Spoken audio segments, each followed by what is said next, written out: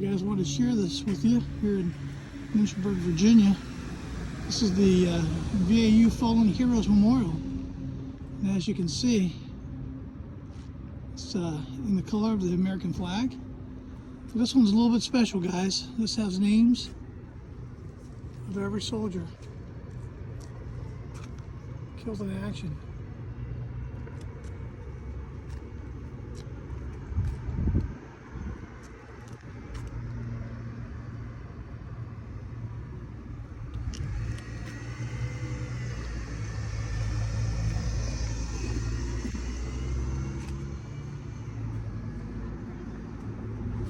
If you get a chance to come down to Lynchburg, Virginia, come check out this monument here on the corner of 9th and Church.